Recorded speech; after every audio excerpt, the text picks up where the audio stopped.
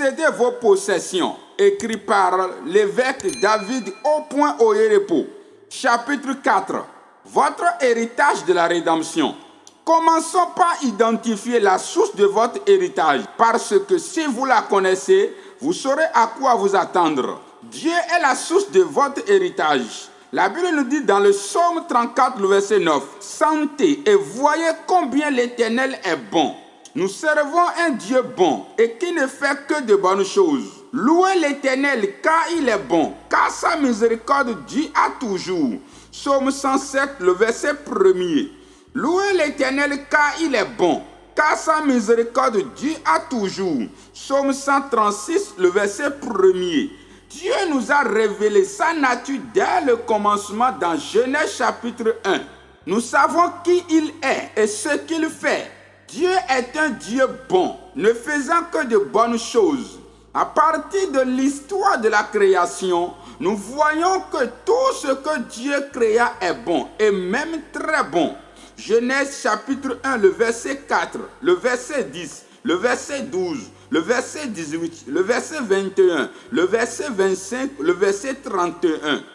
Donc Dieu, la source de votre héritage, est un Dieu bon, ne faisant que de bonnes choses. Dieu se décrit ainsi dans Malachie chapitre 3, le verset 6. « Je suis l'Éternel, je ne change pas. » Comme pour dire, je suis toujours un Dieu bon, qui ne fait que de bonnes choses. Par conséquent, ce qui n'est pas bon n'est pas de Dieu, quoi que soit qui essaie de démontrer le contraire. Le psalmiste a dit dans le psaume chapitre 16, le verset 6, « Un héritage délicieux m'est échu, une belle possession m'est accordée. Vous n'avez pas non plus un héritage horrible, mais de merveilleux legs. Vous n'avez pas un pitié et morbide héritage, parce que les cordes vous sont échues en deux lieux très agréables. Ce qui n'est donc pas bon n'est pas de votre héritage. Sachez que toute chose ne pouvant pas être appelée bonne dans votre vie aujourd'hui n'a pas sa source en Dieu et doit retourner à son expéditeur. Elle doit repartir vers qui l'a envoyé. Ce qui n'est pas bon n'est pas de Dieu, parce que Dieu est bon et il ne fait que de bonnes choses. La Bible dit dans Job 34, le verset 10 et le verset 12, « Loin de Dieu l'injustice, loin du Tout-Puissant l'iniquité. Non, certes, Dieu ne commet pas l'iniquité. Le Tout-Puissant ne viole pas la justice. Dieu ne fait pas de méchanceté. Il est un Dieu bon, un Dieu aimant. Tout ce qui n'est pas bon autour de vous ne vient pas de lui. Au contraire, il est là pour l'éloigner de votre route. Rappelez-vous que Jésus alla partout, faisant du bien et guérissant tous ceux qui étaient opprimés par le diable, parce que Dieu était avec lui. Actes chapitre 10, le verset 38. Et il a dit être le même hier, aujourd'hui et éternellement. Donc tout ce qui n'est pas bon dans votre héritage n'est pas de lui. Jésus raconta une parabole où un homme sema la bonne graine dans un champ. Mais pendant qu'il dormait, son ennemi vint et sema l'ivraie sur le même champ. Quand ses serviteurs lui demandèrent, « Maître, n'as-tu pas semé la bonne graine dans ce champ? Pourquoi l'ivraie pousse-t-elle » Il leur répondit, « C'est un ennemi qui a fait cela. » Matthieu chapitre 13, le verset 24 à 30. Ainsi, tout ce qui n'est pas bon dans votre vie est l'œuvre de l'ennemi. Et la Bible dit que le Fils de l'homme s'est révélé pour détruire les œuvres du diable. 1 Jean chapitre 3, le verset 8. Si ce que vous voyez autour de vous n'est pas bon, alors sachez que c'est l'ennemi qui l'a fait. Ne soyez pas amenés à faire l'erreur de confondre votre condition actuelle avec votre portion en Christ. Votre portion en Dieu est établie dans les Écritures. Ce qui n'est pas bon autour de vous n'est que l'expression de la corruption de l'ennemi. Ne prenez donc jamais votre condition pour votre portion. Votre condition est un acte de l'ennemi, alors que votre portion est un acte de Dieu. Elle est établie dans les Écritures, rendue possible et réelle par votre foi. Ne vous contentez pas de votre condition. Au contraire, réagissez pour atteindre votre portion. Laissez-moi vous montrer à présent comment sortir de toute condition déplaisante dans laquelle vous êtes aujourd'hui afin de rentrer de plein pied au centre de votre portion, votre glorieux héritage en Dieu. Les 7 dimensions de votre héritage. Votre héritage en Dieu est compilé dans un paquet de 7 bénédictions. Je regardai et j'entendis la voix de beaucoup d'anges autour du trône et des êtres vivants et des vieillards. Et leur nombre était des myriades de myriades et des milliers de milliers. Ils disaient d'une voix forte, l'agneau qui a été immolé est digne de recevoir la puissance, la richesse, la sagesse, la force, l'honneur, la gloire et la louange. Apocalypse chapitre 5, le verset 11 à 12. L'agneau qui a été immolé est digne de recevoir. Jésus fut immolé afin de recevoir en notre faveur tout ce que nous avions perdu dans le premier Adam. À travers sa mort sur la croix et sa résurrection, Jésus restitua à l'homme tout ce que le diable lui avait volé par ruse. Nos possessions de rédemption sont empaquetées sous les 7 puissants vocables suivants. Puissance, richesse, sagesse, force, honneur, gloire et bénédiction.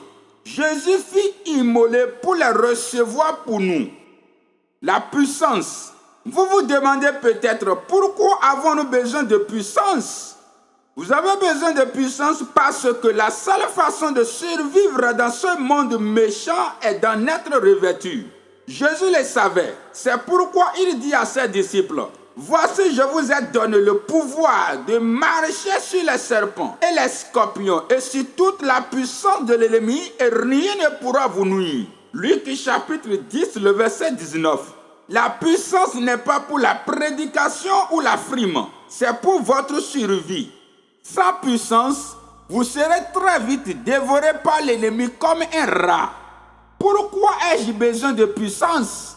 Pour être capable de marcher sur les serpents et les scorpions et toutes les puissances de l'ennemi pour que rien ne puisse vous nuire par quelque moyen que ce soit.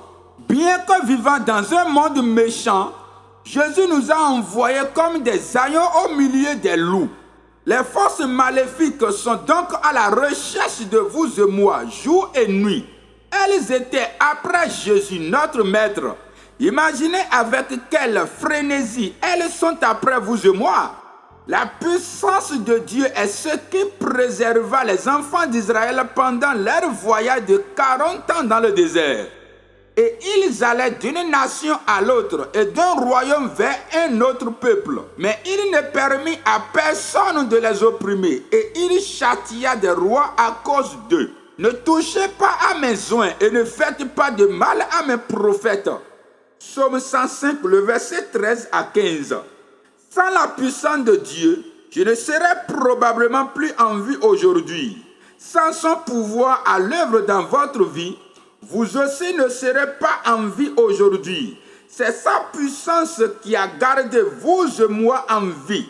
Un jour, l'an passé, un cobra vivant fut trouvé dans les toilettes de mon bureau. Il était plusieurs fois retourné sur lui-même et l'affût, prêt à attaquer ceux qui nettoyaient mon bureau. Je vous donne le pouvoir pour marcher sur les serpents et les scorpions et sur toutes les puissances de l'ennemi. Et il ne vous sera fait aucun mal. Je déclare maintenant détruit tout ce qui a été placé sur votre chemin pour vous nuire au nom de Jésus. Pourquoi ai-je besoin de puissance? C'est le seul langage que l'ennemi comprend et respecte. Dites à Dieu que tes œuvres sont redoutables à cause de la grandeur de ta force. Tes ennemis te flattent. Psaume 66, le verset 3. Parole de l'Éternel à mon Seigneur. Assieds-toi à ma droite jusqu'à ce que je fasse de tes ennemis ton marchepied. L'Éternel étendra de Sion le sceptre de ta puissance. Domine au milieu de tes ennemis. Ton peuple est plein d'ardeur quand tu rassembles ton armée avec des ornements sacrés du sein de l'aurore. Ta jeunesse vient à toi comme une rosée. Psaume 110, le verset 1 à 3. La seule façon de régner au milieu de vos ennemis est d'être rempli de puissance, parce que ton peuple est plein d'ardeur quand tu rassembles ton armée. Pourquoi ai-je besoin de puissance? Peu importe la grandeur de votre vision, Dieu dit car ne pourra être accompli ni par votre puissance, ni par votre force, mais seulement par son esprit. Zacharie chapitre 4, le verset 6. Vous ne pouvez pas accomplir un mandat divin par l'énergie de la chair. Il faut de la puissance spirituelle pour y arriver. J'ai bien pitié des prédicateurs qui ne mettent pas l'accent sur la puissance de leurs sermons. C'est pourquoi leurs paroles sont plus abondantes que les effets qu'elles génèrent. Nous ne contestons pas contre un diable intellectuel, mais un diable sauvage et méchant. Vous avez besoin de puissance pour faire une percée vers votre portion en Dieu. Permettez-moi de mentionner rapidement ceci. La Bible dit que quand vous vous repentez et êtes baptisé, vous recevez le don du Saint-Esprit. La Bible dit aussi que vous recevez une puissance quand le Saint-Esprit descend sur vous. Le Saint-Esprit est donc la puissance dont nous parlons ici. Il est clair que nous avons tous besoin de puissance. La question à se poser est donc la suivante. Que dois-je faire pour recevoir le pouvoir de Dieu? Deux choses sont indispensables à cet effet. La nouvelle naissance est le premier pas vers votre héritage de puissance. Et le second vous permet d'en être continuellement imparti. Ce que j'enseigne et prêche aujourd'hui n'est seulement pas aussi fort que ce que je disais il y a 20 ans. Le message est beaucoup plus puissant. Il est donc possible de continuer de monter en puissance jusqu'au jour où vous serez face à face avec Jésus. Que dois-je par conséquent faire pour être continuellement imparti de puissance? Oh Dieu, tu es mon Dieu, je te cherche. Mon âme a soif de toi. Mon corps soupire après toi dans une terre aride, desséchée sans eau. Ainsi je te contemple dans le sanctuaire pour voir ta puissance et ta gloire. Psaume 63, le verset 1 à 2. Ainsi je te contemple dans le sanctuaire, comme pour dire, je t'ai contemplé dans le passé, mais j'en veux encore. Comment y arriver? Réponse. Mon âme a soif de toi. Mon corps soupire après toi. Pourquoi? Afin de voir beaucoup plus de sa puissance. Donc, sans une soif intense et sincère, vous n'êtes pas candidat au revêtement continuel de puissance. Votre soif insatiable vous qualifie au revêtement continuel de puissance. Vous tous qui avez soif, venez aux eaux. Ésaïe 55, le verset 1er.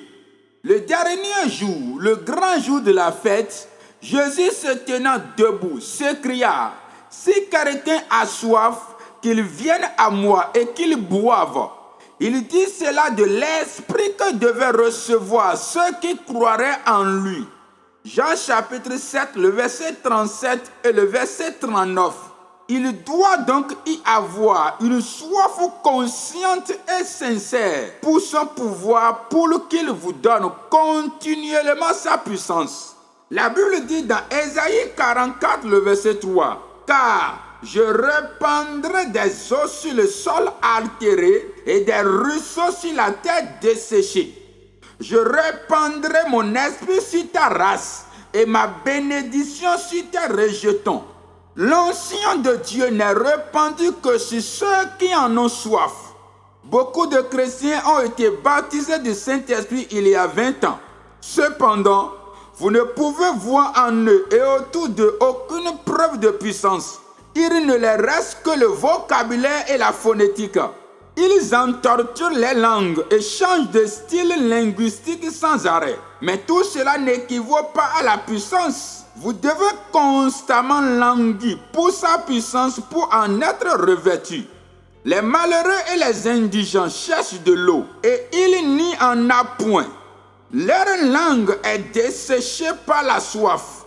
Moi, l'Éternel, je les exaucerai. Moi, le Dieu d'Israël, je ne les abandonnerai pas. Je ferai jaillir des fleuves sur la colline et des sources au milieu des vallées. Je changerai le désert en étang et la terre aride en courant d'eau. Ésaïe 41, le verset 17 à 18. Dieu dit dans ce passage en substance, seule une terre assoiffée recevra l'ondée de mon esprit. Après avoir lu le livre des Actes des Apôtres en 1977, je dis à Dieu, Seigneur, je veux contacter ceux qui ont accompli tous ces actes. J'étais alors parti pour un jeûne de 7 jours, couplé à la lecture de la Bible. Vous ne croirez jamais la lenteur avec laquelle je lisais ce livre. Je lisais aussi lentement afin de ne rien manquer. Au 3e jour, je ne pouvais plus dormir sur mon lit. Au 5e, j'étais avec certains amis qui me demandaient de bénir le repas qu'ils s'apprêtaient à prendre. Je ne sais pas ce que j'avais dit, mais personne ne pouvait plus manger, car tous explosaient en prière jusqu'à 2 heures du matin. Après cette expérience, quelque chose dont je ne suis toujours pas remis jusqu'à ce jour explosa en moi. 1 an plus tard, je vis comment tout ce qu'Ézéchiel avait dit arriva. Vous l'entendrez toujours dire. Et je prophétisais selon l'ordre que j'avais reçu. Et comme je regardais, les os s'approchaient les uns les autres. La chair crue et la peau les couvrit. Il ne faisait que regarder les choses se produire après qu'il eut parlé. Ce n'était pas lui qui faisait le travail. Ses paroles étaient hyper chargées d'onction. Alors je dis à Dieu, Seigneur, moi aussi je veux le voir. Je partis donc en retraite sur une montagne pour 3 jours. En arrivant sur cette montagne, la première chose qui atterrit d'un arbre juste devant moi était un serpent. Je souris et me dis, ceci doit vraiment être la montagne de Dieu, parce que le serpent était apparu dans le jardin d'Éden. C'est ainsi que ce qui aurait pu m'effrayer fortifia mon esprit. Puis vint la pluie qui me lessiva sévèrement. Il n'y avait pas d'eau sur cette montagne en tout cas. Cette pluie ne pouvait donc mieux tomber. Il n'y avait aucun abri là-haut non plus. J'étais donc la cible de tout. Au bout de mes 3 jours de retraite, l'Éternel me dit, mon fils, j'ai touché ta langue avec une spire de feu. Désormais, dès que tu le dis, tu le vois aussi. Une soif, c'est ce dont notre commission jouit aujourd'hui. Je n'ai pas reçu cette puissance allongée sur un lit. Je n'ai pas non plus fait étalage d'un langage pompeux pour l'avoir. J'étais parti à sa recherche. J'étais désespéré pour un changement. Et cela arriva. Crevez-vous vraiment pour ce revêtement ou êtes-vous juste satisfait ces syllabes que vous dites en d'autres langues et qui n'ont pas évolué depuis les 10 dernières années? Que vous arrive-t-il quand vous parlez en langue? Quelque chose chante-t-il autour de vous? Son revêtement est la réserve exclusive des désespérés. Si vous n'avez pas sincèrement soif et n'êtes pas désespéré pour la puissance, vous n'êtes pas candidat à recevoir sa puissance. Que celui qui a soif, que dois-je faire pour être rempli de puissance? Maintenez une soif intense. Voilà comment prendre possession de votre héritage de puissance. Les richesses. Les richesses font aussi partie des 7 aspects de notre héritage de rédemption. Jésus les avait reçus pour nous. C'est pourquoi la Bible dit dans 2 Corinthiens chapitre 8, le verset 9. Car vous connaissez la grâce de notre Seigneur Jésus-Christ, qui, pour vous, s'est fait pauvre, de riche qu'il était, afin que par sa pauvreté vous soyez enrichis. La rédemption est l'antidote de la pauvreté, parce qu'elle vous permet d'accéder à son remède. Au moment de votre salut, vous avez été rachetés du fléau de la pauvreté, parce que votre Père est très riche. Jésus a dit, il y a beaucoup de demeures dans la maison de mon Père. S'il n'était pas ainsi, je vous l'aurais dit. Jean chapitre 14, le verset 2.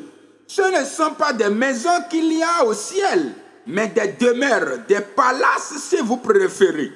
Il n'y a pas de mansarde pour boys, ni de bungalow, mais des palais. Cela vous donne une idée du type de richesse dont vous avez hérité de votre Père.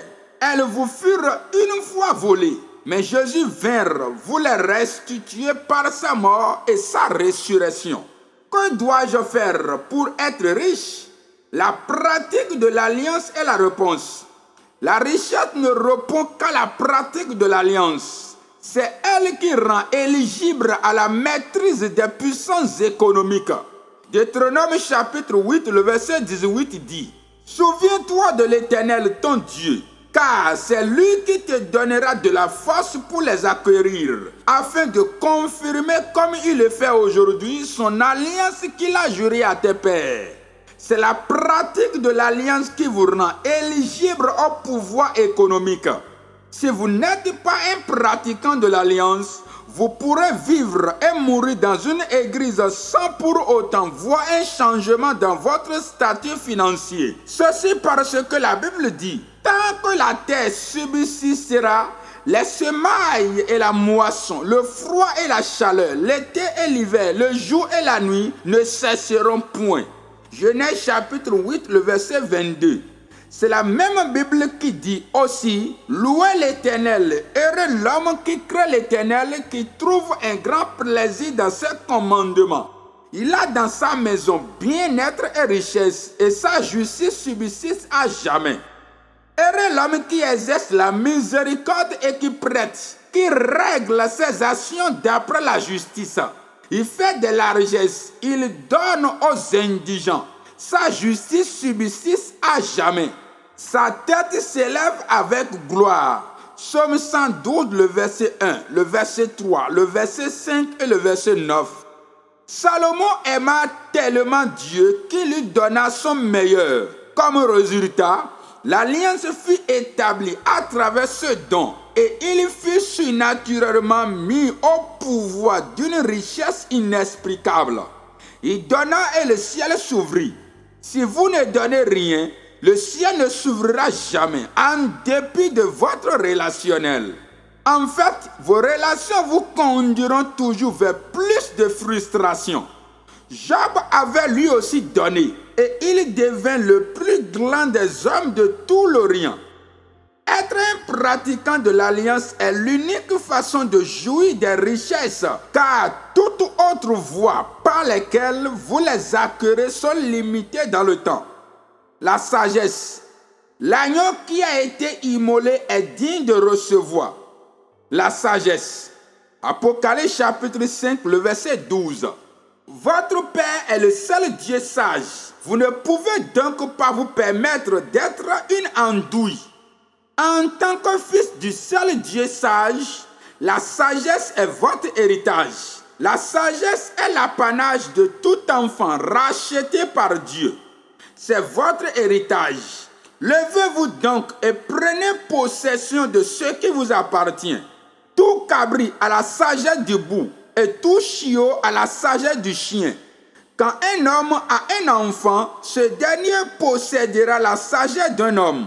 Pourquoi donc un fils de Dieu ne possédera-t-il pas la sagesse de Dieu, puisque chaque chose reproduit selon son espèce? Si vous êtes fils de Dieu, pourquoi ne posséderiez-vous pas sa sagesse, puisque toute chose est reproduite selon son image? La sagesse de Dieu devrait être votre héritage naturel si vous êtes son fils.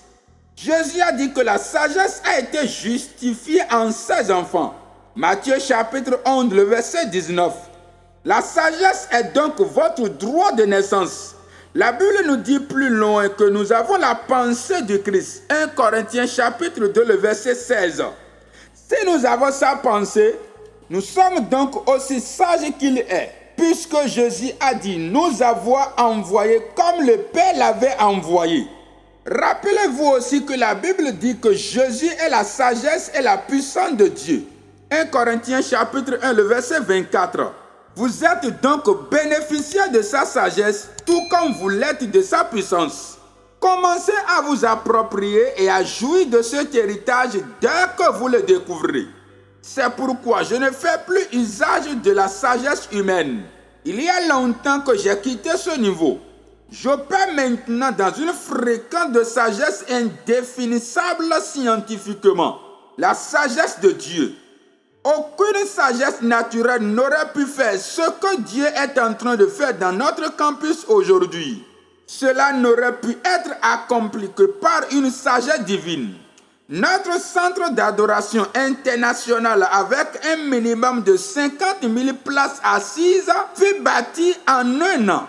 Tout le site du campus n'était qu'une épaisse forêt il y a 8 ans. Ce qui n'a pas empêché un éminent professeur américain nous ayant visité récemment de dire: ce que nous voyons ici est un miracle parce que cela est impossible même en Amérique.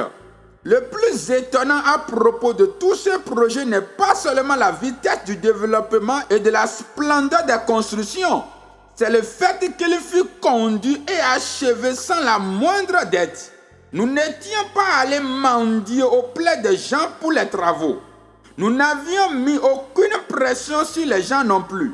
Chacun est à son aise et très confortable dans notre église parce qu'aucune pression n'est exercée sur eux en matière de dons. Pourtant, les travaux évoluent à une vitesse céleste et avec des provisions mystérieuses venues du ciel. Tout cela grâce à la sagesse de Dieu à l'œuvre. Il vous faut prendre possession de votre héritage de sagesse si vous n'en jouissez pas encore. Votre business ne peut pas faire banqueroute avec la sagesse de Dieu à l'œuvre en vous. Vous ne pouvez pas faire de mauvais investissements avec la sagesse de Dieu opérationnelle. Mais comment prenez-vous possession de votre héritage de sagesse divine? Il y a 2 choses que vous devez faire à cet effet. Premièrement, être un étudiant adonné de la Bible, puis pratiquer la méditation. La Bible dit que le sage écoute et il augmentera son savoir. Et celui qui est intelligent acquérera de l'habileté. Proverbe chapitre 1, le verset 5. Quel que soit le bagage de vos dons, si vous n'étudiez pas, votre sagesse deviendra bientôt obsolète. Parce que quand vous cessez d'apprendre, vous commencez de mourir à petit feu. Daniel avait l'apprentissage comme une addiction. Il avait dit: moi Daniel, je vis par les livres. Daniel chapitre 9, le verset 2. Bien que surnaturellement doté d'une grande sagesse, il sentit le besoin d'apprendre avec dévotion. C'est ainsi qu'il maintient le flot du fleuve de sagesse. Si vous refusez d'apprendre, sachez que vous n'êtes pas non plus candidat de la fraîche sagesse de Dieu. La méditation, quant à elle, vous aide à tirer le meilleur de votre héritage de sagesse. Le psalmiste a dit dans le psaume 119, le verset 97 et le verset 99, « Combien j'aime ta loi, elle est tout le jour l'objet de ma méditation. Je suis plus instruit que tous mes maîtres, car tes préceptes font l'objet de ma méditation. » La méditation vous qualifie au flot de la sagesse divine.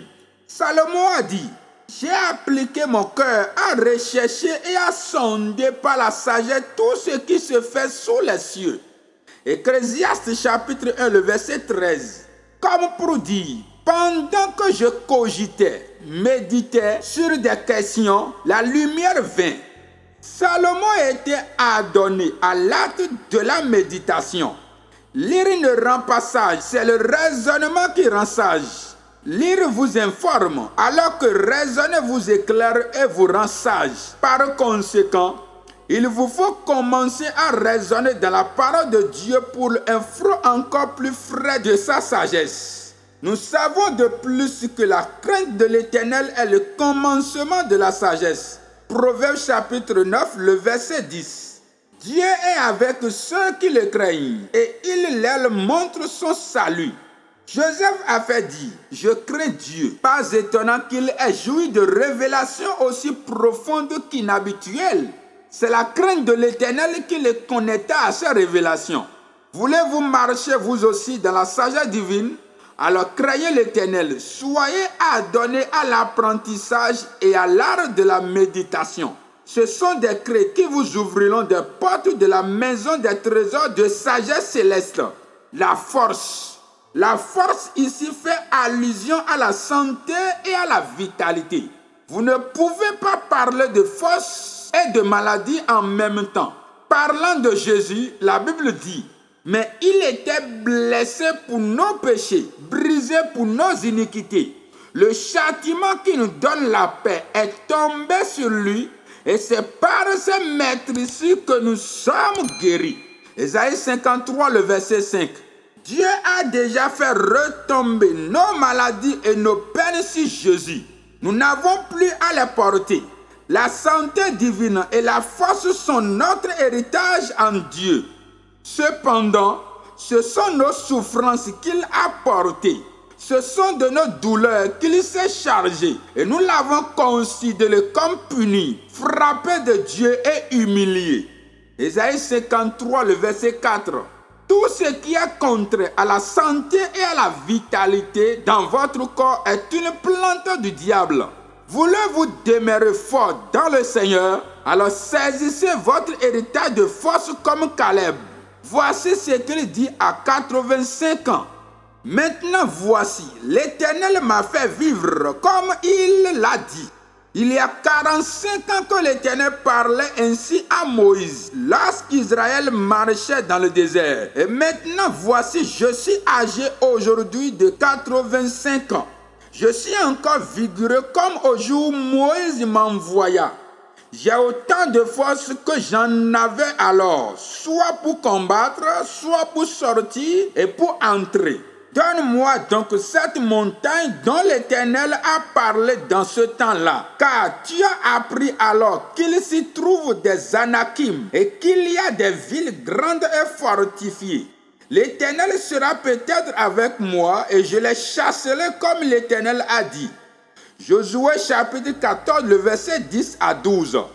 Quel fut le secret de la force de Caleb? La Bible dit que Caleb avait un autre esprit. Nombre 14, le verset 24. Et quel était cet autre esprit? C'était l'esprit de la foi. Et que fait cet esprit? C'est un esprit qui parle. Et comme nous avons le même esprit de foi qui est exprimé dans cette parole de l'Écriture, j'ai cru. C'est pourquoi j'ai parlé. Nous aussi, nous croyons. Et c'est pour cela que nous parlons. 2 Corinthiens chapitre 4, le verset 13. Personne ne peut donc jouir de la santé et de la vitalité sans un bon usage de sa langue, parce que ce que vous dites avec votre bouche détermine ce que vous voyez dans votre vie. La Bible dit, la mort et la vie sont au pouvoir de la langue. Quiconque l'aime en mangera ses fruits. Proverbe chapitre 18, le verset 21. Les 10 autres espions étaient montés et pillaient la terre promise avec Josué et Caleb, dire qu'ils n'étaient pas capables d'entrer dans la terre promise, que ses habitants étaient des géants qui les dévoleraient sans peine. Mais Josué et Caleb soutinrent qu'ils étaient bien à la hauteur et voulaient même s'y rendre sur le champ. Et Dieu dit, dis-leur, je suis vivant, dit l'Éternel. Je vous ferai ainsi que vous avez parlé à mes oreilles. Nombre chapitre 14, le verset 28. Les 10 espions ne purent pas rentrer dans la terre promise. Ils moururent dans le désert, trahis qu'ils avaient été par les langues. Leurs langues les firent périr. Celui qui veut vivre fort et en pleine santé doit être un orateur spirituel. Joël chapitre 3, le verset 10 dit, que les faibles disent « je suis fort ». Beaucoup sont faibles et moribonds aujourd'hui, contrairement à leur héritage de force à cause de leur langue. Au lieu de dire ce que Dieu les a commandés, vous les entendrez dire des choses comme « j'ai la migraine », comme une nouvelle denrée qu'ils viennent juste de s'acheter. « J'ai un terrible maux de dos ». Je viens juste de le constater. Je ne peux plus voir clairement. Mes yeux s'aveuglent et je n'ai que 40 ans. Et bien sûr, Dieu a dit que vous n'aurez que ce que vous dites. C'est pourquoi de telles personnes n'ont que ce qu'elles disent. Vous rendez-vous compte que les gens malades disent très souvent « J'ai la fièvre typhoïde, j'ai le paludisme ». Ce n'est qu'une nouvelle denrée que telles personnes s'acquièrent. Ils ont tout genre de choses imaginables qu'ils les traînent partout. À partir de ce jour, vous ne porterez plus un mal quelconque dans votre chair. Votre bouche ne vous affligera plus avec le mal. Voici par contre comment bien parler. Remplissez votre cœur et votre âme spirituelle avec la vérité de la parole de Dieu. Quand vous êtes bien gavé de la parole, vous ne dites que la vérité, tant consciemment qu'inconsciemment, car c'est de l'abondance du cœur que la bouche parle. Matthieu chapitre 12, le verset 34. Paul a dit à l'église de Colosse que la parole de Christ habite parmi vous abondamment. Quand la parole de Dieu demeure en vous dans toute sa richesse, elle coule naturellement dans votre bouche. C'est pourquoi Proverbe chapitre 4, le verset 20 à 22 dit « Mon fils, sois attentif à mes paroles, prête l'oreille à mes discours, qu'ils ne s'éloignent pas de tes yeux, garde-les dans le fond de ton cœur. Car pour dire de grandes paroles, c'est la santé pour tout leur corps. » Vous devez être intoxiqué par de grands versets bibliques. Quoi de plus? La Bible dit, car par tes paroles tu seras justifié et par tes paroles tu seras condamné. Matthieu chapitre 12, le verset 37. Tant que vous ne faites pas ce que Dieu vous demande, il ne se sentira jamais engagé à accomplir sa promesse parce que l'écriture ne peut pas être abolie. Laissez-moi vous poser la question suivante. Quand Dieu sauvera-t-il une personne trop grande pour se repentir? Si vous êtes donc trop grand pour déclarer ce que la parole de Dieu dit à propos de votre santé et votre vitalité, vous l'êtes aussi pour jouir de votre héritage de force. La seconde voie par laquelle vous vous appropriez de votre héritage de force est de maintenir la joie de l'Éternel dans votre cœur. La joie de l'Éternel est le secret de force des saints. Néhémie chapitre 8, le verset 10. La joie de l'Éternel nous affranchit plus que 10 hommes puissants dans une ville. Plus la joie de Dieu est grande dans votre vie, plus forte est votre santé. Par conséquent, réjouissez-vous. Je le répète, réjouissez-vous dans le Seigneur. Philippiens chapitre 4, le verset 4, 1 Thessaloniciens chapitre 5, le verset 16. La Bible dit, un cœur joyeux est un bon remède, mais un esprit abattu dessèche les eaux. Proverbe chapitre 17, le verset 22. L'esprit de l'homme le soutient dans la maladie, mais l'esprit abattu qui le relèvera. Proverbe chapitre 18, le verset 14. Pour jouir de votre héritage de force, ne permettez pas à votre cœur d'être brisé, ou il finira par briser tout votre corps dans sa chute. Vous devez porter l'huile de joie dans votre cœur à tout moment. C'est ainsi que vous détruirez toute maladie et tristesse tentant de tourmenter votre vie. Vous avez un héritage de force établi en force. Jouissez-en. L'honneur. L'honneur est votre héritage en Christ. Vous avez été appelé à l'honneur et non à la honte. L'heure de votre honneur a enfin sonné. Mais quelle est la clé pour y accéder? Bien qu'il soit votre à travers la rédemption, vous ne pouvez pas en jouir sans la clé appropriée entre vos mains. Vous ne ferez que contempler les autres en bénéficier sans pour autant goûter de ses fruits, si vous n'avez pas la clé qui vous donne accès à l'honneur. L'Éternel vous a donné la clé de l'honneur dans 1 Samuel chapitre 2, le verset 30. C'est pourquoi, voici ce que dit l'Éternel, le Dieu d'Israël. J'honorerai celui qui m'honore, mais ceux qui me méprisent seront méprisés. Voici la clé pour bénéficier de votre héritage d'honneur en Christ. Dieu avait projeté plutôt d'honorer la maison d'Élie avec sa prêtrise. Mais les enfants d'Élie déshonoraient Dieu et il décida de retirer de cette maison son honneur. Seuls ceux qui honorent réellement Dieu sont éligibles à son honneur. Ceux qui le déshonorent en s'égarant loin de lui à volonté s'avancent dans la honte et l'opprobre. Ceux qui foulent au pied l'Église embarquent dans l'avion de la honte et de la désolation. Voyez en plus ce qu'il dit ici. Le Seigneur dit, quand ce peuple s'approche de moi, il m'honore de la bouche et des lèvres, mais son cœur est éloigné de moi. Et la crainte qu'il a de moi n'est qu'un précepte de tradition humaine. C'est pourquoi je frapperai encore ce peuple par des prodiges et des miracles. Et la sagesse de ces sages périra. Et l'intelligence de ces hommes intelligents disparaîtra. Ésaïe 29, le verset 13 à 14. Honorez-vous Dieu. Ceux qui n'honorent pas Dieu et son royaume ne méritent pas son honneur. L'honorez-vous de votre cœur. Quand vous vous asseyez dans sa présence, vous sentez-vous comme en présence d'une personne ordinaire? Repartez-vous de sa présence n'importe comment? N'avez-vous pas peur de voler dans l'église? Quand je grandissais, si nous trouvions un stylo ne nous appartenant pas dans l'église, nous le placions sur la chair. Nous ne l'apportions pas chez nous. Mais qu'avons-nous aujourd'hui? Des gens chapardent même les porte-monnaies des autres dans l'église.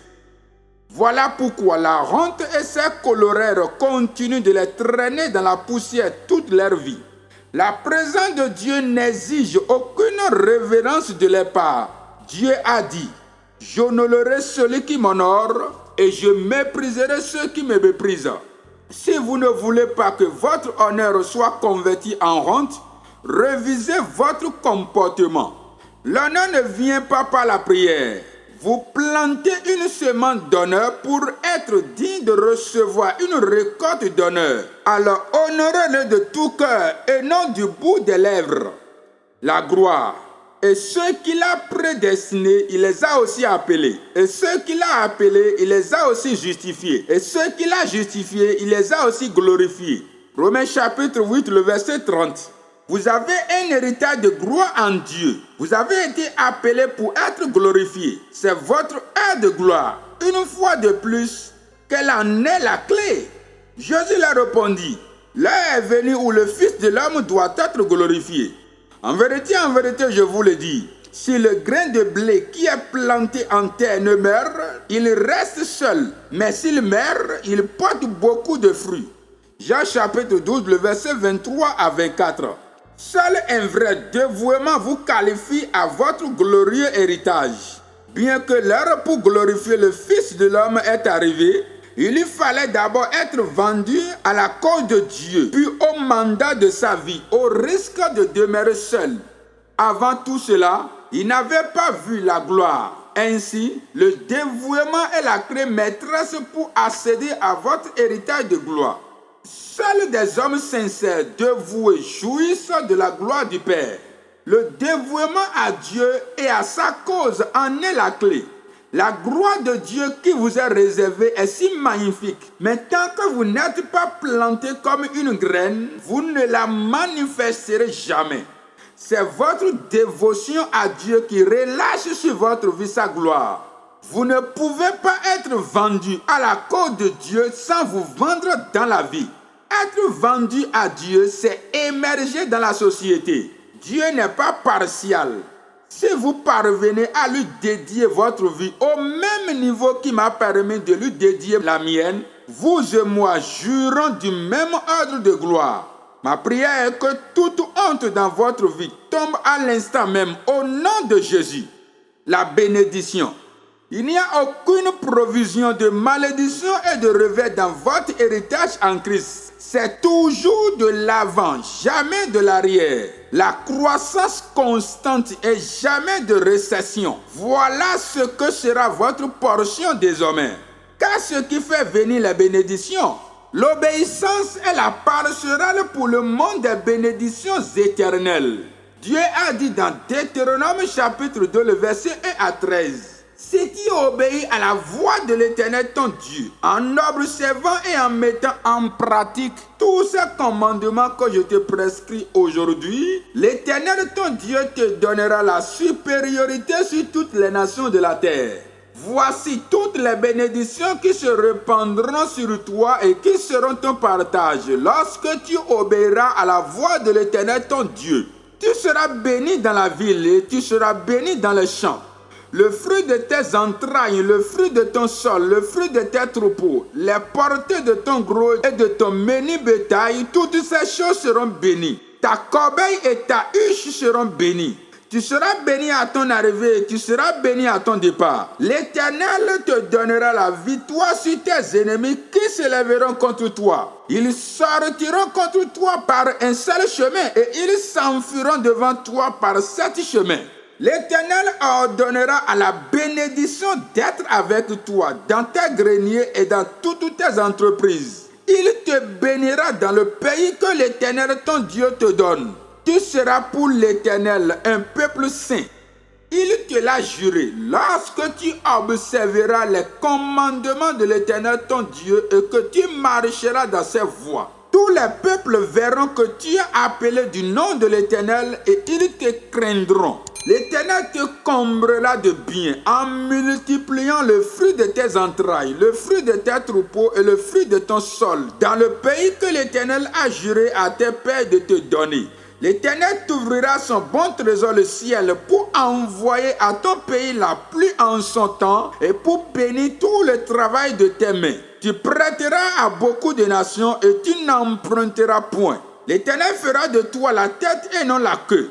Tu seras toujours en haut et tu ne seras jamais en bas. Lorsque tu obéiras au commandement de l'Éternel ton Dieu, que je te prescris aujourd'hui, lorsque tu les observeras et les mettras en pratique. Deutéronome 28, le verset 1 à 13. C'est là une commotion de bénédiction. Comment arrive-t-elle? Si tu obéis à ma voix et fais ce que je te dis, ne tenant pas compte de ce qu'en pensent les autres. C'est l'obéissance qui amena notre Église à un tel niveau d'abondance. Quand Dieu nous ordonna de quitter la ville pour la forêt afin d'implanter l'Église, nous avions obéi et il se révéla comme celui qui avait parlé en nous bénissant de façon spectaculaire. À la première année de notre arrivée dans cette brousse, notre revenu a bondi à 186 millions de naira de plus que celui de l'année précédente, c'est-à-dire de plus d'1 million de dollars. L'obéissance ne rabaisse pas, au contraire, elle élève. L'obéissance vous amènera toujours à un niveau supérieur. Quand l'obéissance devient votre style de vie, la main bienfaisante de l'Éternel vous suit et vous devance tous les jours de votre vie. Je voudrais que vous fassiez la déclaration suivante. Mon héritage est merveilleux. C'est un héritage enviable, glorieux et prospère. C'est un héritage honorable. Si vous pouvez voir les 7 dimensions de ce paquet, ils sont à vous pour toujours. Ils sont votre paquet de la rédemption en Christ. Ils sont irréversibles et sont établis pour toujours au ciel. Cela vous aidera à rejeter violemment toute chose contraire que vous verrez autour de vous. Vous pourrez alors dire au diable, « Satan, je ne suis pas aveugle, je peux voir tout ce qui m'appartient, la puissance, les richesses, la force, l'honneur, la gloire et les bénédictions. Ils sont à moi en Christ et je prends possession de mes biens maintenant. » Autre héritage de la rédemption. En dehors des 7 héritages énumérés ci-dessus, Dieu en a d'autres dans ses réserves pour vous. Ils sont tous destinés à vous faire briller ici-bas. Ce sont la paix. La paix dont je parle ici n'est pas une paix technique ou machinale, mais une paix de Dieu qui coule comme un fleuve. C'est une paix qui transcende tout entendement. Cette paix n'a pas non plus un état psychologique. C'est essentiellement une vertu spirituelle. Voilà pourquoi elle est listée comme fruit de l'esprit dans Galates chapitre 5, le verset 22. Ce n'est pas une voie temporelle de celle que l'on a aujourd'hui et qui disparaît le lendemain. C'est celle dont vous jouissez tous les jours de votre vie. La paix fut rétablie sur terre à la naissance de Jésus. Il est le prince de paix. Ésaïe chapitre 9, le verset 6. Ainsi, quand vous le recevez à la nouvelle naissance, vous recevez aussi sa paix. La nouvelle naissance établit aussi la justice de Dieu en l'homme. Et la Bible dit, l'œuvre de la justice sera la paix, et le fruit de la justice, le repos et la sécurité pour toujours. Mon peuple demeurera dans le séjour de la paix, dans des habitations sûres, dans des asiles tranquilles. Ésaïe 32, le verset 17 à 18. La paix est l'atout de plus grande valeur dans le voyage de la vie. La destinée explose en 1000 morceaux quand la paix fait défaut. La paix de Dieu pave la voie à l'intervention divine. Tenez-vous tranquille et sachez que je suis Dieu. Je serai exalté parmi les nations. Je serai exalté sur la terre. Psaume 46, le verset 10. Si vous voulez voir Dieu en nation, gardez votre calme et soyez en paix avec vous-même. Ne soyez pas nerveux, gardez le calme. Si Dieu doit combattre pour vous, alors soyez dans la quiétude. Exode chapitre 14, le verset 14. Vous vous déconnectez de Dieu quand vous êtes anxieux, mais être en paix avec lui pave le chemin pour l'exaucement de vos prières. Dès qu'Élie parla à Anne, la paix de Dieu s'alluma en elle. Elle se leva, mangea et l'expression de son visage changea de lugubre à jovial. Et dès que la paix vint, Dieu intervint et Anne enfanta d'un garçon miracle appelé Samuel. 1 Samuel chapitre 1, le verset 9 à 19. Dieu souffla sa paix sur moi il y a plusieurs années. Depuis ce jour, j'ai vu la mort à plusieurs occasions, mais la paix de Dieu était toujours tellement forte qu'il n'y avait aucune anxiété ou peur dans mon âme. La paix de Dieu pave aussi la voie pour la vraie prospérité. Salomon était le plus prospère de son époque et son nom veut en fait dire paix. Plusieurs chrétiens voient leur prospérité voler sur l'autel de l'anxiété. Toute chose venant de Dieu, y compris votre prospérité, exige que vous soyez débarrassé de toute anxiété pour l'obtenir. Jésus avait dit que personne ne pouvait par ses craintes ajouter une coudée à la durée de sa vie ou un trésor à ses possessions. Matthieu chapitre 6, le verset 27. La santé divine et la vitalité sont d'autres bienfaits de la paix. Proverbe chapitre 18, le verset 14. La direction divine. Pourquoi avez-vous besoin d'un guide quand vous visitez un zoo? Parce qu'il sait où sont les bêtes sauvages dangereuses. Il vous aide à vous déplacer en toute sécurité, tout en jouissant des plaisirs de l'excursion et de s'assurer que vous ne deveniez pas la proie des lions. De la même façon, pour vous mouvoir en sécurité dans ce monde méchant et sauvage, il vous faut la direction de Dieu. Telle voie paraît droite à un homme, mais son issue, c'est la voie de la mort. Proverbe chapitre 14, le verset 12. Entendez, évaluez selon des critères logiques et mentaux. Une telle voie paraît correcte, mais quelle que soit la droiture apparente d'une certaine voie, elle n'est pas sauve dans l'absolu, parce que personne ne connaît l'avenir. Dieu est le seul à connaître la fin dans le commencement. Par conséquent, votre vie ne peut être plus sûre qu'entre ses mains. La direction divine a plusieurs avantages, parmi lesquels les bénédictions rares, la protection et la préservation, des performances exceptionnelles et l'aisance. Le catalogue des bénédictions de Deutéronome chapitre 28 commence par « Si tu écoutes la voix de l'Éternel », cela veut dire que vous êtes conduit dans des bénédictions, l'élévation et des percées inédites quand vous êtes dirigé par la voix de Dieu.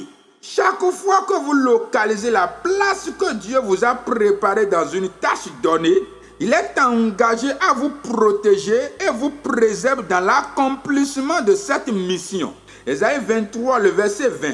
Dieu est engagé dans la réalisation de toutes choses qu'il vous a appelé à faire. Et puisqu'il l'a fait avec vous, le résultat est toujours merveilleux et au-delà de vos capacités et habiletés. La direction divine garantit l'abondance divine tout en rendant vos ennemis impuissants pendant que vous en jouissez. La direction divine met fin aux tensions. Même si vous marchez dans la vallée de l'ombre de la mort, vous n'avez rien à craindre, car la présence divine vous enveloppe. Psaume 23, le verset 4. La direction divine est votre héritage en Christ. Jouissez-en. La faveur.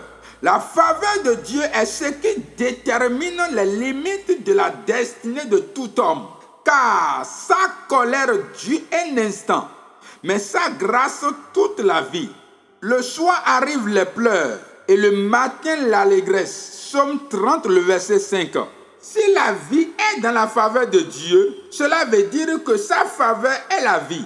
Vous ne pouvez pas voler plus haut que la faveur de Dieu vous le permet. Comme l'a dit l'apôtre Paul, nous sommes ce que nous sommes par la grâce de Dieu.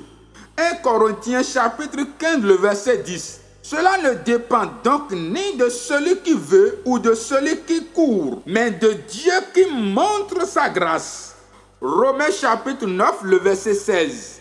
Où vous vous retrouvez n'est déterminé que par la grâce que Dieu vous manifeste. Des exemples bibliques pour le prouver abondent. Parlant de Daniel, la Bible dit « Dieu fit trouver à Daniel faveur et grâce ». Daniel chapitre 1, le verset 9. Dieu fit tellement de faveur à Daniel sur une terre étrangère au point où les Babyloniens ne se rappelaient plus à quel moment ils en avaient fait maître dans leur propre pays. Babylone était en ce moment le centre du monde civilisé. Pourtant, lorsque Dieu lui fit trouver faveur et grâce, toute chose contraire à son élévation fut anéantie. Bien que captif, il devint chef parce que la faveur de Dieu le distingua sur une terre étrangère. La faveur de Dieu est si puissante. Elle peut transformer un esclave en héritier. Un autre exemple de faveur de Dieu est Joseph, un garçon esclave qui devint comme le premier fils de Potiphar avant d'être injustement jeté en prison. Mais même dans cette prison, la faveur le suivit et fit de lui le régisseur de tous les prisonniers. Et le chef de la prison plaça sous sa surveillance tous les prisonniers qui étaient dans la prison et rien ne s'y faisait que par lui. Genèse chapitre 39, le verset 22. L'apôtre Paul dit: par la grâce de Dieu, je suis ce que je suis. Et sa grâce envers moi n'a pas été vaine, loin de là. J'ai travaillé plus que tous, non pas moi toutefois, mais la grâce de Dieu qui est avec moi. 1 Corinthiens chapitre 15, le verset 10. Grâce veut dire faveur divine. Paul dit avoir travaillé plus que tous par la grâce de Dieu. La faveur divine est ce qui définit votre valeur sur terre. Une vie entière de labeur n'est pas comparable à une seule rencontre avec sa faveur. Une seule rencontre avec sa faveur paya à Israël ses 430 ans d'esclavage en Égypte. Exode chapitre 3, le verset 21. Exode chapitre 12, le verset 35 à 36. Si vous mettez une valeur appropriée à la faveur divine, vous irez loin. Elle transformera une tête de linotte en voltigeur social. Votre destinée n'est pas déterminée par votre vitesse, votre force ou votre volonté. Vous êtes promis parce que vous êtes dans ses grâces. Toute personne de haut vol dans le royaume de Dieu plane sur les ailes de la faveur divine, puisque la faveur transforme les plaies en danse. Les pleurs peuvent durer l'instant d'une nuit, mais une rencontre avec la faveur garantit la joie au lever du jour. La faveur distingua Noé en son temps. Pendant que le monde entier périssait, il fut épaillé parce que la faveur divine exempte le favori des ennuis. Un ange vint vers Marie un jour et lui dit: toi à qui une grâce a été faite, Luc chapitre 1, le verset 28. Des millions de femmes vivant sur terre en 7 ans. Dieu tira une jeune demoiselle et dit que sa grâce est ce qui l'a distinguée. La faveur de Dieu interdit la sécheresse sur toutes ses formes et met fin au manque et à la pénurie. Exploit dans les affaires. Une affaire peut être définie comme l'acte d'échanger des valeurs pour un bénéfice mutuel entre les parties impliquées. Supposons que vous vendez des livres.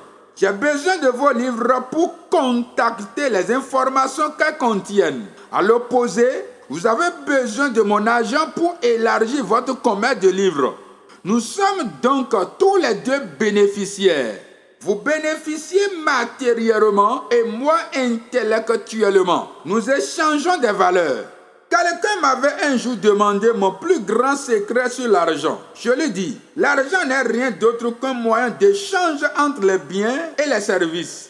Si je vous emploie comme chauffeur, cela veut dire que vous m'offrez vos services et moi je vous donne mon argent. Par conséquent, sans bien ou service, aucun homme n'est éligible à aucune transaction financière ni de bénéfice financier. La percée dans vos affaires est liée à ce que vous faites comme activité. Psaume chapitre 1, le verset 3. C'est quand les gens ne sont prêts à aucun échange de valeur qu'ils se mettent au vol en plein jour et à ciel ouvert.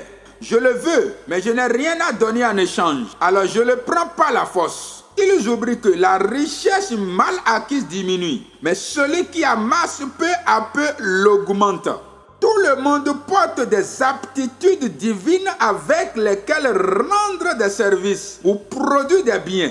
Jésus avait raconté la parabole d'un noble qui, au moment de partir en voyage, donna à chacun de ses serviteurs des talents et leur dit « Faites-en valoir jusqu'à ce que je revienne. » Luc chapitre 19, le verset 12 à 13. Comprenez, faites des affaires avec jusqu'à mon retour. Chacun de nous a un dépôt intrinsèque et qualifiant pour de grandes entreprises. Pas étonnant dès lors que Jésus est décrit tout chrétien comme une lumière dans le monde, le sel pour la terre, une ville placée au sommet d'une colline et ne pouvant être cachée. Matthieu chapitre 5, le verset 14. L'une des choses assez remarquables à signaler ici est que la richesse est toujours associée à la sagesse. Proverbe chapitre 3, le verset 13 à 16. La sagesse de Dieu appelle la richesse. Si le profit est le but de toute entreprise, alors la sagesse devient le facteur principal de la détermination de toute percée dans le monde des affaires. Dieu donna à Salomon une sagesse et des richesses inégalables parce que la sagesse équivaut à la richesse dans l'alliance. Parlant de Salomon, Dieu dit, « Voici, j'agirai selon ta parole. Je te donnerai un cœur sage et intelligent, de telle sorte qu'il n'y aura eu personne avant toi et qu'on ne verra jamais personne de semblable à toi. Je te donnerai en outre ce que tu n'as pas demandé, des richesses et de la gloire, de telle sorte qu'il n'y aura pendant toute ta vie aucun roi qui soit ton pareil. » Un roi chapitre 3, le verset 12 à 13. Dieu lia instantanément la richesse à la sagesse. Il est décrit dans la Bible comme le seul Dieu sage. Il est aussi clair qu'il est le dépositaire de toute richesse. À l'Éternel, la terre et ce qu'elle renferme, le monde et ceux qui l'habitent. Psaume 24, le verset 1er. Le Dieu de toute sagesse est aussi le Dieu de toute richesse. Sagesse et richesse sont enchevêtrées, car partout où vous trouvez une réelle sagesse, la richesse l'accompagne. Alors, qu'est-ce que la sagesse? Jésus l'a définie ainsi. C'est pourquoi quiconque entend ces paroles que je dis et les met en pratique, cela semblable à un homme prudent qui a bâti sa maison sur le roc. La pluie est tombée, les torrents sont venus, les vents ont soufflé et se sont jetés contre cette maison. Mais elle n'est point tombée parce qu'elle était fondée sur le roc. Matthieu chapitre 7, le verset 24 à 25. La sagesse, c'est entendre la parole de Dieu et la mettre en pratique. Par conséquent, pour l'explosion de votre affaire, la sagesse consiste à vous conformer aux exigences des Écritures dans sa conduite. Le catalogue des bénédictions de Deutéronome chapitre 28, le verset 1 à 14 commence par « Si tu obéis à la voix de l'Éternel ton Dieu, voilà la part rare pour accéder aux bénédictions listées dans ce passage. Ce ne sont pas des prophéties, mais des promesses. Pour jouir de votre héritage de percée dans les affaires, vous devez faire tout ce qu'il vous ordonne. Voilà votre voie d'accès dans le monde des percées illimitées et infinies. Une vie familiale de qualité. Une vie de famille glorieuse fait partie de votre héritage en Christ. Dieu a établi le mariage dans le but de rendre la vie agréable à l'homme. Il ne l'a pas institué pour piéger quiconque. Il a désigné pour rendre la vie de l'homme plus épanouie. Le mariage n'est pas un mal nécessaire comme beaucoup l'ont déjà vite conclu sur la base de leurs expériences personnelles ou au vu de ce que subissent leurs relations. Le mariage est honorable et glorieux. Votre femme ne peut pas être la pire des personnes du monde, ni votre mari le diable que vous dites être. Tout ce qui n'est pas bon dans et autour de votre vie de famille est la manifestation directe des œuvres du diable, consécutive à votre ignorance. Après avoir créé toutes choses sur terre, y compris le mariage, Dieu affirma que tout est très bon. Il ne peut donc pas être derrière vos crises familiales. Satan est l'ennemi de tout ce qui est bon. Il est particulièrement envieux du mariage. Il passe le clair de son temps à le pervertir et à créer la discorde dans les ménages parce que c'est le moyen le plus simple pour inhiber la domination de l'homme sur terre, tel que divinement ordonné. Dieu envoya Jésus sur terre pour contre-attaquer les œuvres du diable. Sa mission est de restituer tout ce que le diable a tué, volé ou détruit dans votre mariage ou votre ménage. Jean chapitre 10, le verset 10. Une vie de famille de qualité implique aussi élever des enfants dévots. Vous ne jouissez donc pas seulement d'amour, de paix et de joie avec votre partenaire, mais aussi de la joie d'avoir des enfants modèles qui ne sont pas des sujets d'inquiétude pour vous. La Bible dit, louez l'Éternel, heureux l'homme qui craint l'Éternel, qui trouve un grand plaisir à ses commandements. Sa postérité sera puissante sur la terre et la génération des hommes droits sera bénie. Psaume 112, le verset 1 à 2. La fécondité. Il est intéressant de noter que la toute première bénédiction qui soit sortie de la bouche de Dieu quand il bénissait l'homme fut « Soyez féconds ». Dieu créa l'homme à son image. Il le créa à l'image de Dieu. Il créa l'homme et la femme. Dieu les bénit et Dieu leur dit « Soyez féconds, multipliez, remplissez la terre et l'assujettissez, et dominez sur les poissons de la mer, sur les oiseaux du ciel et sur tout animal qui se meut sur la terre. » Genèse chapitre 1, le verset 27 à 28. Dans le début de la création, Dieu initia une alliance de fécondité pour mettre fin à toute forme de stérilité, en particulier celle du corps. Toute parole de Dieu est quadridimensionnelle. Elle est créatrice, prophétique, puissante et incorruptible. Celui qui vous a créé a dit vous avoir destiné à la fécondité. Cela veut dire qu'il a disposé en vous tout ce qu'il faut pour être fécond, pour multiplier et remplir la terre.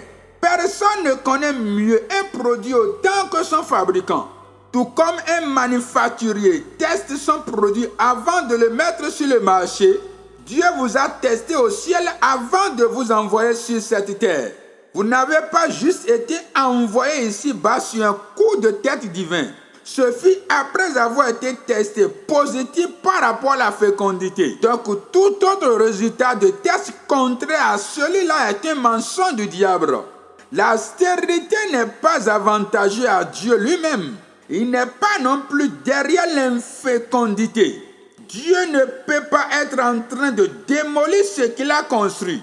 Il n'a pas changé d'avis. Il a créé vous et moi et il a dit, soyez féconds. Plusieurs se sont résignés à la stérilité et à la défaite, contrairement au plan de Dieu pour eux. Quand Dieu parlait aux enfants d'Israël, ses enfants d'alliance, il dit, tu seras béni plus que tous les peuples. Il n'y aura chez toi ni homme, ni femme stérile, ni bête stérile parmi tes troupeaux. L'Éternel éloignera de toi toute maladie et il ne t'enverra aucune de ces mauvaises maladies d'Égypte, mais il en frappera tous ceux qui te haïssent. Deutéronome chapitre 7, le verset 14 à 15.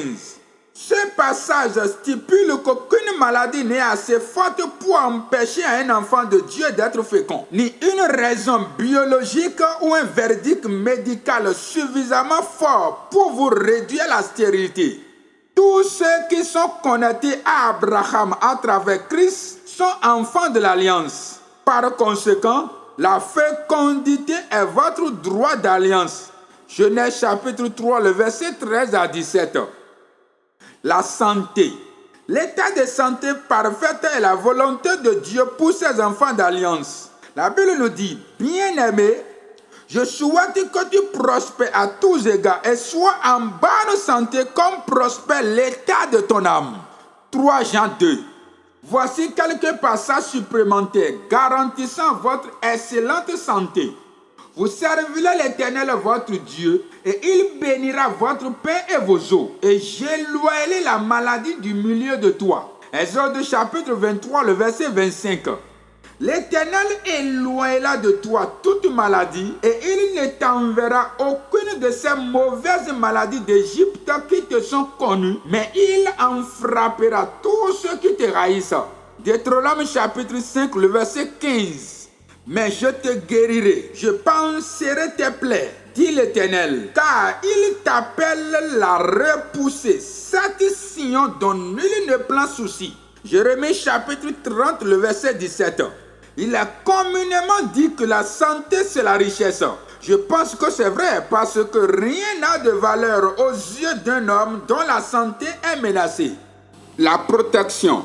Le diable sait qu'il n'a qu'un coup sur cette terre. C'est pourquoi il est si furieux et agressif dans ses attaques contre vous. La bonne nouvelle cependant est que Dieu a mis en place un plan pour vous protéger et pour déjouer tous les plans de Satan. Il y a de grandes provisions pour cette protection dans les Écritures. Job ne le savait pas et c'est pourquoi il était apeuré, se rendant ainsi vulnérable aux attaques de Satan.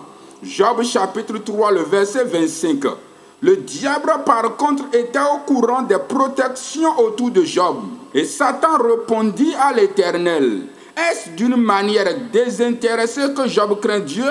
Ne l'as-tu pas protégé, lui, sa maison et tout ce qui est à lui? Tu as béni l'œuvre de ses mains et ses troupeaux courent le pays. Job chapitre 1, le verset 9 à 10. Vous devez vous aussi le savoir, ainsi que toutes les autres provisions de votre protection. Vous avez un héritage de protection par la rédemption. Quand vous êtes sauvés, vous êtes élevés et fait asseoir avec Christ dans les lieux célestes. Éphésiens chapitre 1, le verset 21 nous dit où sont situés ces fameux lieux célestes. Au-dessus de toute domination, de toute autorité, de toute puissance, de toute dignité et de tout nom qui se peut nommer, non seulement dans le siècle présent, mais encore dans le siècle à venir. Cela englobe donc toute forme d'attaque et d'accident. Vous êtes loin au-dessus des flèches de sorciers et magiciens. La nouvelle naissance entraîne aussi votre translation, qui nous a délivrés de la puissance des ténèbres et nous a transportés dans le royaume du Fils de son amour. Colossiens chapitre 1, le verset 13. Votre position change surnaturellement du domaine terrestre au domaine céleste. En tant que citoyen céleste accomplissant une mission sur terre, il y a une immunité céleste autour de vous, vous rendant impossible d'être attaqué ou harcelé. La rédemption permet à Dieu de délivrer votre âme de la destruction. Psaume 103, le verset 4. Un autre aspect de votre héritage de protection est le fait que le Saint-Esprit vous marque d'un sceau contre toutes les frères du méchant. Éphésiens chapitre 1, le verset 13. chapitre 4, le verset 30. Avoir un seau veut dire être couvert. Vous n'êtes pas scellé pour juste un instant. Votre sceau contre le mal court jusqu'à la fin du temps qui vous est imparti sur terre. Ce ministère de marquage du Saint-Esprit vous exempte de toute forme d'harcèlement. Et l'onction du Saint-Esprit vous rend dangereux pour l'ennemi. Et ils allaient d'une nation à l'autre et d'un royaume vers un autre peuple. Mais il ne permit à personne de les opprimer et il châtia des rois à cause d'eux. Ne touchez pas mes oins et ne faites pas du mal à mes prophètes. Psaume 105, le verset 13 à 14. Ce passage illustre et confirme Éphésiens chapitre 1, le verset 13 et chapitre 4, le verset 30. La troisième provision faite par Dieu pour votre protection contre les attaques fulminantes du diable est sa présence qui nous accompagne partout. Et quand je marche dans la vallée de l'ombre de la mort, je ne crains aucun mal, car tu es avec moi. Ta houlette et ton bâton me rassurent. Psaume 23, le verset 4. Jésus a dit à ses disciples, et ce qu'il dit à un, il le dit à tous. Voici, je suis avec vous tous les jours jusqu'à la fin du monde. Matthieu chapitre 28, le verset 20. Et dans Hébreu, il nous dit, je ne te délaisserai point et je ne t'abandonnerai point. Hébreu chapitre 13, le verset 5. Dieu a promis de ne jamais vous abandonner ni de vous oublier. Il a fait une alliance pour être avec vous tout le temps.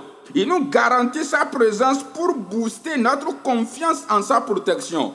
Nous jouissons aussi de la couverture angélique. L'ange de l'Éternel campe autour de ceux qui le craignent et il les arrache au danger. Psaume 34, le verset 7. Un ange gardien est assigné à tout enfant de Dieu et il est chargé de protéger votre destinée. Quand Dieu envoya Moïse de conduire les enfants d'Israël, il lui dit, voici, j'envoie un ange devant toi pour te protéger en chemin et pour te faire arriver au lieu que j'ai préparé. Exode 23, le verset 20. La mission de votre ange gardien est de vous garder dans votre voyage dans la vie jusqu'à vous établir au lieu qui vous fut préparé. L'Église originelle était très familiarisée avec la réalité de la couverture angélique. Quand Pierre fut libéré de prison, les saints ne crurent pas en première instance que c'était bien lui. Il dit à Rhodes, la petite fille qui leur apporta le message, c'est sûrement son ange qui frappe, parce qu'ils étaient très accoutumés au ministère des anges. Actes chapitre 12, le verset 7 à 16. Nous devons nous aussi appliquer très souvent le ministère protecteur des anges dans nos vies. Ne sont-ils pas tous des esprits au service de Dieu, envoyés pour exercer et ministrer en faveur de ceux qui doivent hériter du salut? Hébreux chapitre 1, le verset 14. Les anges sont mobilisés en la faveur de tout héritier du salut pour le conduire au lieu préparé pour sa glorieuse destinée. Ils excellent en force. Psaume 103, le verset 20. Cela veut dire qu'aucune force ne peut les arrêter, aucune opposition ne peut résister devant eux. Vous avez un ange gardien ayant une fonction et une responsabilité de protection sur vous. Il y a un autre aspect de votre héritage de protection qui, une fois bien compris, vous rendra imperturbable devant la peur. C'est votre nature de pierre vivante. Jésus est la pierre vivante. Mais puisque vous émergez de lui, vous êtes vous aussi une pierre vivante. Si vous avez goûté que le Seigneur est bon, approchez-vous de lui, pierre vivante, rejetée par les hommes, mais choisie et précieuse devant Dieu. Et vous-même, comme des pierres vivantes, édifiez-vous pour former une maison spirituelle, un saint sacerdoce, afin d'offrir des victimes spirituelles agréables à Dieu par Jésus-Christ. 1 Pierre chapitre 2, le verset 3 à 5. Laissez-moi expliquer cela un peu plus. Décrivant la pierre vivante, Jésus a dit, n'avez-vous jamais lu dans les Écritures, la pierre qu'ont rejetée ceux qui bâtissaient est devenue la principale de l'angle. C'est du Seigneur que cela est venu et c'est un prodige à nos yeux. Celui qui tombera sur cette pierre s'y brisera, et celui sur qui elle tombera sera écrasé. Matthieu chapitre 21, le verset 42 et le verset 44. Cela veut dire qu'en tant que pierre vivante, personne ne peut vous affronter. Toute chose qui s'y prête est broyée et toute chose que vous affrontez est réduite en poudre. Cela fait de vous un cas insoluble pour le diable. Vous n'avez pas à souffrir ce que Job avait enduré, parce que vous savez maintenant que vous avez un riche héritage de protection. Vous êtes un ambassadeur du Christ, un parti d'immunité royale. Par conséquent, vous ne pouvez pas être molesté ou harcelé. Vous êtes scellé par le Saint-Esprit. Vous avez la présence divine. Ces anges sont à l'œuvre pour vous protéger. Enfin, vous êtes une pierre vivante. Voilà quelques-unes des provisions faites par Dieu pour votre protection. Marchez dans leur réalité. La louange. Sur leur route vers Canaan, l'une des caractéristiques des enfants d'Israël était leurs exploits. Partout où ils allaient, les gens avaient peur de les affronter. Même la nature se prosternait à leur apparition. Tout cela à cause de la présence de Dieu au milieu d'eux. Une description graphique des choses étonnantes qui se produisaient devant eux tous est donnée dans le psaume 114, le verset 1 à 8. Quand Israël sortit d'Égypte, quand la maison de Jacob s'éloigna d'un peuple barbare, Juda devint son sanctuaire, Israël fut son domaine. La mer les vit et s'enfuit. Le Jourdain retourna en arrière. Les montagnes sautaient comme des béliers, les collines comme des agneaux. Qu'as-tu, mer, pour t'enfuir? Jourdain pour retourner en arrière? Qu'avez-vous, montagnes, pour sauter comme des béliers, et vous, collines, comme des agneaux? Tremble devant le Seigneur, ô terre, devant le Dieu de Jacob, qui change le rocher en étang, le roc en source d'eau. Tout tremble et des choses terribles se produisent avec aisance en présence de Dieu. Après qu'Israël ait traversé la mer Rouge à sec et ayant été témoin de la façon dont Dieu avait refermé les eaux de la mer sur Pharaon et son armée, Moïse entama un cantique révélant ce qui provoque l'intervention surnaturelle de Dieu. Qui est comme toi parmi les dieux, ô Éternel? Qui est comme toi, magnifique en sainteté, digne de louange, opérant des prodiges? Exode chapitre 15, le verset 11. Si l'Écriture dit que Dieu est terrible dans la louange, cela veut dire que vous devez engager le pouvoir de la louange pour provoquer ces actes terribles. Tout ce qui se passe dans votre vie en ce moment et qui a amené les gens autour de vous à dire que Dieu seul peut y remédier, peut être réglé en votre faveur en engageant la puissance de l'alliance de la louange qui est votre héritage. Qu'est-ce que la louange? Serez-vous en train de vous demander? La louange n'est pas juste une voix charismatique pour se sentir bien, ni un système religieux permettant d'entendre que les fidèles arrivent au culte. La louange est une arme qui garantit le changement. La louange est un moyen par lequel des interventions divines sont provoquées. Et les interventions de Dieu sont la fin des frustrations de l'homme. La louange est le moyen par lequel Dieu prend le relais de vos batailles. Personne n'est jamais sorti d'une fosse sans lever les bras. La louange est un instrument d'alliance avec lequel Dieu sauve son peuple de la fosse. Des bras levés connotent la louange. Vous n'êtes pas prêt de sortir de votre trou tant que vos mains ne sont pas levées. Tout comme seul un enfant avec des bras levés peut être porté, Dieu ne peut pas non plus vous aider tant que vos bras ne sont pas levés dans la louange. La louange est le secret derrière l'anticipation de toute élévation. Seuls des gens en louange sont élevés par Dieu. Les peuples te louent, oh Dieu, tous les peuples te louent. La terre donne ses fruits. Dieu, notre Dieu, nous bénit. Dieu nous bénit et toutes les extrémités de la terre le craignent. Psaume 67, le verset 5 à 7. Les peuples te louent et non les peuples prient et jeûnent. puis cite la Bible. Les actes terribles de Dieu sont provoqués par la louange des hommes. Tous les peuples te louent. Cela veut dire que la louange est efficace pour tout le monde. Elle ne marche pas pour certains et échoue pour d'autres. C'est une prescription qui s'applique à tous les peuples, noirs ou blancs, petits ou grands, lettrés ou illettrés, y compris vous. Si vous voulez voir les terribles actes de Dieu, donnez-lui des louanges d'une dimension effarante. Déchaînez-vous dans la louange à son nom. Relâchez votre dignité. Enlevez les chaînes de l'enfer de vos pieds et libérez-vous avec l'instrument de la louange. Une sœur dans notre église avait des complications médicales et il lui fit dire qu'elle ne pouvait plus jamais avoir d'enfant du point de vue médical. Mais pendant une séquence de louange pendant le culte, elle dansa au point où tout le monde pensait qu'elle était une folle, s'étant retrouvée dans une église. Après ces danses et louanges, elle devint enceinte et accoucha des jumeaux. Ne soyez pas spectateurs dans l'église pendant que d'autres chantent, dansent et louent Dieu. Dans un match de football, seuls 22 joueurs évoluent sur l'aire du jeu, alors que 25 000 autres ne font que les regarder.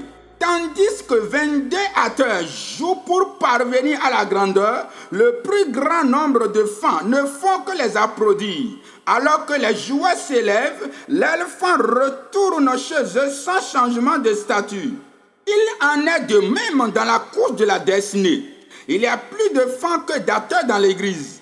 Ne soyez pas observateurs pendant que les louanges sont en cours. Aussi, au contraire, joignez-vous aux autres pour louer Dieu. Pourrez-vous voir ces actes étranges dans votre vie? Le roi David dansa devant Dieu avec toute sa force et tous ses moqueurs furent réduits en silence. Même Michal, sa femme, qui s'était moquée de lui, devint stérile toute sa vie. 2 Samuel chapitre 6, le verset 14 à 24. Vos moqueurs seront eux aussi réduits au silence quand vous donnerez à Dieu avec toute votre force, gloire et honneur. Mettez de côté votre dignité et votre rang social et louez Dieu comme un enfant. En faisant ainsi, il vous embellira avec le salut.